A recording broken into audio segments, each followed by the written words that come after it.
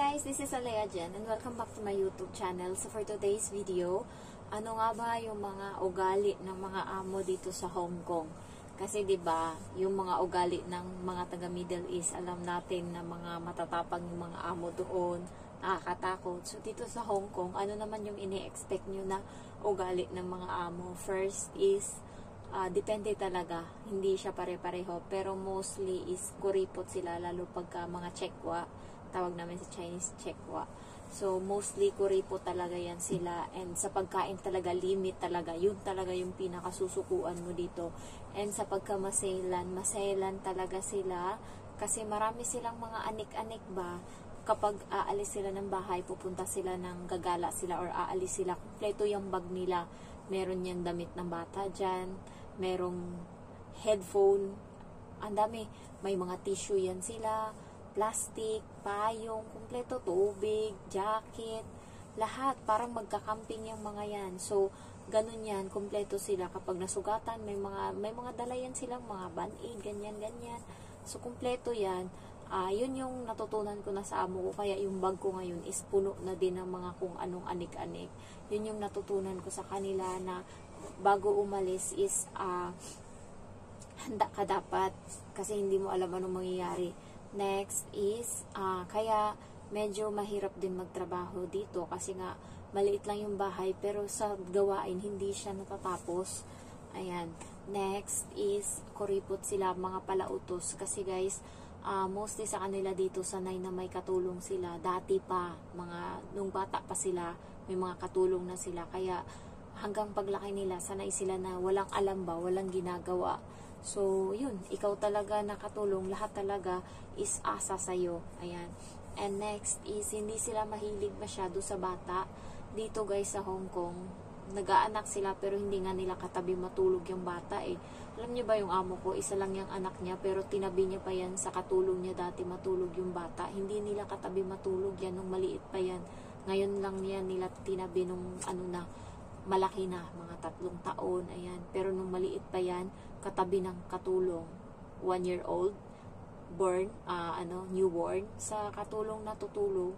So, ganun sila. Kaya yung bata is masanay talaga na sa yaya. And yun yung mga nila, hindi sila mahilig sa bata. Kaya ikaw mismo nakatulong, laruin mo yung bata, ikaw mag-asikaso lahat sa bata. Wala silang gagawin, nag-produce lang sila dyan. So, ganun yung nila. Next is, ang ugali ng mga amo dito is palabintang sila guys. Kahit na hindi ikaw yung kumuha, porket ikaw yung katulong, sa'yo agad yung sisi. Ikaw yung kumuha kahit hindi ikaw. So, ganun sila dito. Mga mga praning. Ayan. So, meron pang iba, nagtatanong sa akin kung bakit nilalagyan daw yung kusina ng CCTV. Reason is, yung iba, nandun kasi yung washing nila sa kusina, and ayaw nilang ipagamit sa mga katulong nila, kaya naglagay nila yan dyan para makita kung anong ginagawa mo. And may isang amo na pinagbintangan niya yung katulong niya, na yung, alam niyo yung mga isda daw and mga karne na nasa ref is nilalabas daw ng katulong and binibenta daw sa mga Pinay sa labas. Yun yung sabi niya, kaya nilagyan niya ng CCTV yung kusina, kasi nga daw sinasabi niya yung mga stock daw binibenta ng katulong niya. Ayun, isa din yan sa reason kaya gusto nilang lagyan ng ng CCTV yung kusina. Next is, kaya nilalagyan para makita nila kung ano yung galaw mo dun mamaya. Dinuraan mo, wala silang dyan, pero gusto nila ba may hygiene ka? Gusto nila makita kung paano mo piniprepare yung pagkain na kinakain nila. Kasi may nagtanong sa akin, and hindi ko, gusto kong mag-explain, pero guys, pagod ako sa trabaho. Tingnan nyo, inaantok na ako, pinipilit ko lang mag-vlog kasi nga, kailangan ko talaga. Pero yung iba na nagchat-chat sa akin, and may mga request or mga tanong sila dati, and nasagot ko na, and may mga follow-up questions sila ngayon kung bakit daw may CCTV sa kusina. Hindi ko na magawang mag-reply kasi nga, kung alam nyo lang yung mga reply ko guys, minsan mali-mali yung mga spelling. Ewan ko kung sino yung mga subscriber ko dito nagchat-chat sa akin, or kahit sa comment ko dyan sa comment section sa video, yan siya, merong magbabasa nyo na mali yung spelling or kulang, ganyan, kasi nga hindi ako sanay mag-chat. Ewan ko, hindi na ako sanay mag-chat ngayon, and it takes me long time bago makapag ano ng message. Kaya napapagod ako lalo pag tinatanong ako kung bakit nilalagyan ng CCTV yung kusina. Ang dami kong gustong sabihin sa kanya pero hindi ko magawa kasi nga hahaba yung explanation ko. Kaya hindi ko alam kung nasagot ko pala siya kasi baka kainin mo yung pagkain sa kusina. Yun ata yung sinagot ko sa kanya. Totoo naman kasi yun guys, isa din yun. Kaya nilalagyan nila ng CCTV yung kusina. Baka ano sila na kinakain mo yung pagkain nila. Wala silang tiwala minsan eh. Next is yung mga ugali ng mga amo dito sa Hong Kong, lalo yung mga bata is may mga autism sila. Sisigaw yan sila. Kahit dito yung mga amo ko, nagsisigawan sila pag nag-aaway. Yung ako na natutrauma na sa sigaw kasi nga sa Pinas, nung bata ako, sigaw din, namulat din ako sa sigaw. Parang pag nakakarinig ako ng sigaw, nag-trigger ako ba? Yung parang kahit nga marinig ko yung boses ng mama ko ngayon, ano ako, natataranta ako kaagad, hindi ko alam. Parang yun na yung nagiging ano ko na baka mapagalitan ako. So ang ginagawa ko, inuunahan ko na. Kaya pagdating dito sa Hong Kong, unang beses na sumigaw, hindi ko alam anong gagawin ko.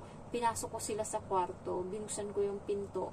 Tapos naisip, buti na lang kamo, napigilan ko yung sarili ko. Pumasok ako sa kwarto nila kasi naisip ko, bakit sila nagsisigawan? Baka may nangyari sa bata. So pumasok ako. Tapos hindi ako mapakali. Buti lumabas uli ako. Sinarado ko uli yung pinto pero mahina lang. Tanga talaga ako nung time na yun. So ganun yung ano ko dun. Parang na-trigger ako ba? Ganyan. Next is dito sa Hong Kong. Ugali nila is dugyot. Dugyot sila, totoo lang. Ano sila, maarte sila. Kala mo kung sino silang malinis. Ganun sila. Pero guys, number 1 sila na napakadugyot na tao. Malala. So, parang inaano nila, tinuturing nila tayong madumi kasi nga katulong, mababang uri ng tao, ganun. Kasi nga katulong. Yun yung ano nila dito eh. Yun yung tingin nila. Kasi kung hindi yun yung tingin nila, hahayaan ka ba nila na kumain sa kusina? May upuan ka lang doon.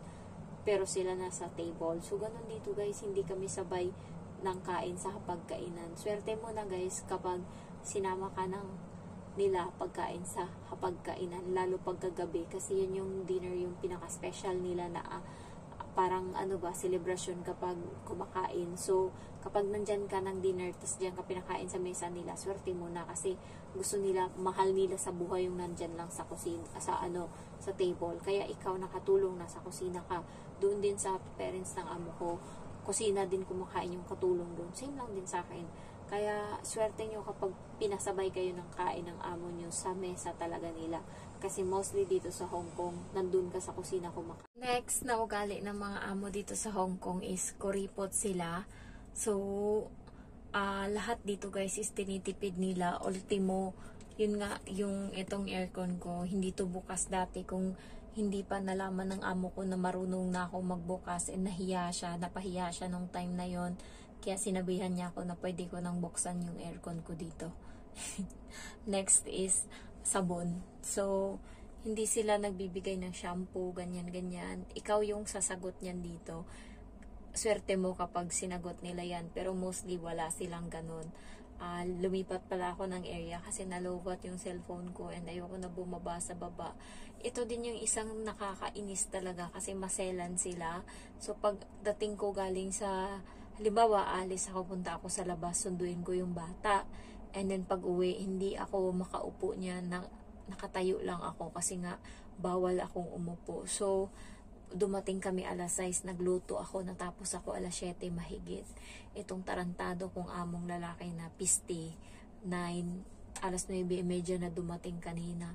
Wala pa akong ligo kasi hindi ako makakain hanggat hindi ako naliligo kasi bawal ako umupo. Nakatayo ako ng ilang oras, 6, mula pa pagsundo ko doon. Sabihin na natin 5, 6, 7, 8, 9. 5 hours. Nakakapagod, sobrang sakit ng paa ko ngayon.